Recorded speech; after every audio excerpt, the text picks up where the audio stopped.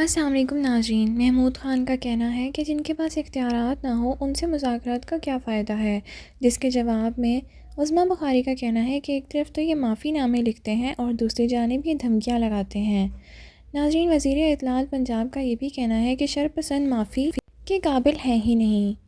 नाज़रीन, 26 नवंबर का एहतजाज, इस्लामाबाद के 13 मुकदमा 250 मुल्ज़मान की ज़मानत कर दी गई। पीटीआई किसी भी वक्त मुज़ाकरात से यू टर्न ले सकती है, गवर्नर केपीके का कहना है। नाज़रीन, उमर अयूब ने कहा है कि हमारा मुज़ाकरात से मुतल्लिक़ मौक़िफ़ बहुत ही वाज़िया है।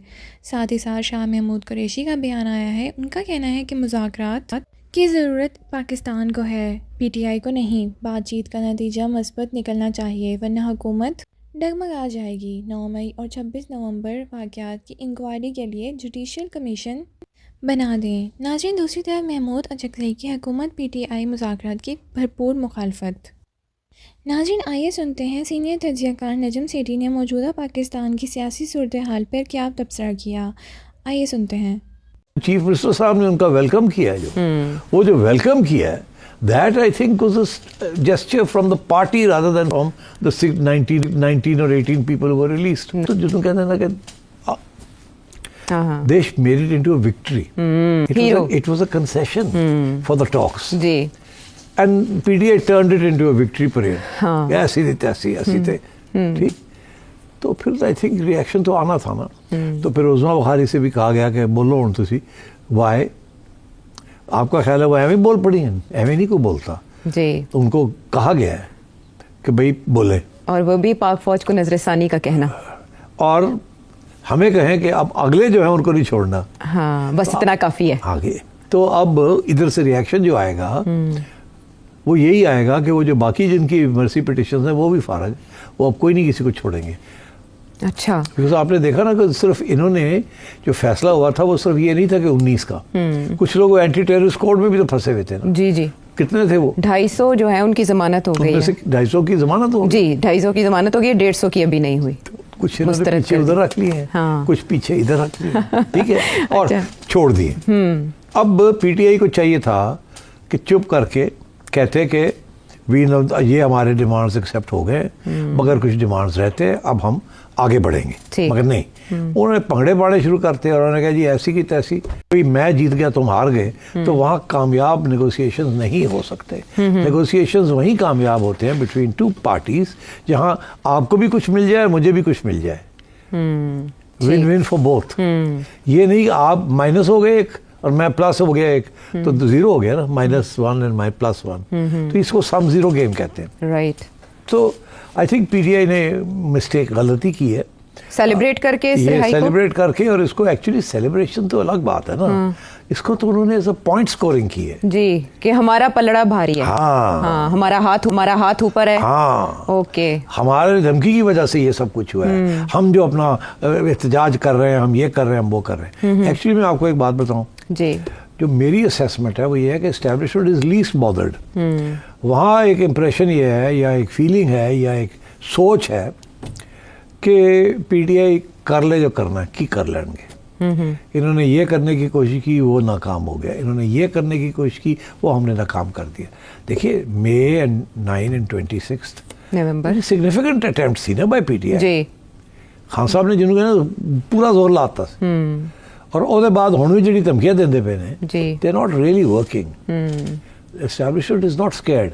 उन्होंने ये 2 अपराइजिंग्स थी, इसको कंट्रोल कर लिया, so they are now very confident कि पाकिस्तानी आर्मी ने ऑफर किया है कि we'll come and train your army. अब बांग्लादेश की छोटी सी आर्मी है, ओके। पुराने ज़माने में तो एक ही आर्मी थी, उनके अफसर भी यहीं ट्रेन होते थे, but now we are going to send contingents to train the Bangladeshi army. तो ये जो ट्रेनिंग प्रोग्राम्स होते हैं, they are actually programs of unity of sorts. एक किस्म की कमराडरी भी बनती है, कॉन्टैक्ट्स भी बनते हैं, सब कुछ होता है, आइडियोलॉजी भी ट्रांसफ़र होती है। तो I think the Indians are very worried about this dimension. इस डायमेंशन के दो पहलू हैं। एक पहलू तो ये है कि जाहिर है कि बांग्लादेश आर्मी बड़ी वो एंटी इंडिया अब बननी शुरू हो जाएगी, जाहिर है ट्रेनिंग होगी, आइडियोलॉजी आएगी। पहले वो they were very anti Pakistan and pro India, मगर now that thing will change. The second thing is जिसमें इंडिया को बड़ी परेशानी है. India is not worried about the army. छोटी सी army है, what can it do? Border defend कर सकती है, nothing more than that. डर ये है कि एक ज़माना था कि इंडिया इल्ज़ाम लगाता था पाकिस्तान पे कि दाऊद इब्राहिम के ज़माने में कि बांग्लादेश और नेपाल से पाकिस्तानी एजेंट्स पाकिस्तान एक्सपोर्ट कर रहा था, जिनको वो टेररिस्ट कहते हैं. और Bangladesh is a good staging point because border इस किस्म का है, बहुत से easy to slip in slip out. Similarly Nepal का जो बॉर्डर है, easy to slip in slip out. ये इल्ज़ाम हमेशा लगाया है इंडिया ने. अभी एलॉन मस्क की कंट्रीब्यूशन बहुत रही कैंपेन में, तो ऐसे लगता है कि जैसे डोनाल्ड ट्रंप उनके एहसानमंद हैं. और ये बात चर्चा किया जा रहा है मीडिया में कि वो उनके मातहत डोनाल्ड ट्रंप एलॉन मस्क की पॉलिसीज को टो कर रहे हैं, ना कि एलॉन मस्क डोनाल्ड ट्रंप की पॉलिसी, और उन्हें उसके लिए थ्रेट करार दिया जा रहा है. डोनाल्ड ट्रंप को उसने बड़ी सपोर्ट की है, मिलियंस ऑफ डॉलर्स दिए इन सपोर्ट फंड्स. सबसे ज़्यादा इंटरेस्ट डोनाल्ड ट्रंप में एलॉन मस्क है. एलॉन मस्क का जो दो प्लैंक्स है बिजनेस के to be the world's richest man. One is his trade with China, the second because of the Tesla cars and all the सारी development जो हो रही है वो चाइना में हो रही है. Number 1. Number 2 rocket. Elon Musk के 3000 रॉकेट से ज़्यादा इस वक्त घूम रहे हैं ऊपर. He has the biggest chunk of rocketry. Rocketry के लिए जो सारी सब्सिडी मिल रही है उसको, वो अमेरिकन गवर्नमेंट से मिल रही है, बिकॉज रॉकेट साइंस जो है इज व्हाट फ्यूल्स मिसाइल्स. आपको पता ना, ये अभी जो शोर पड़ा है हमारे ऊपर, पाबंदियां लगी 4 कंपनी, तो वो रॉकेट्स के लिए वो बनाए जाते हैं. राइट. और वो जो फिर जब आप मिसाइल्स के अंदर डालते हैं तो बिकम लॉन्ग रेंज मिसाइल्स. ठीक. So Elon Musk is looking for billions of dollars in American government subsidies for his space program. इसीलिए खतरा भी करार दे रहे हैं वहाँ के नाकिदीन डोनाल्ड ट्रंप के लिए एलॉन मस्क को.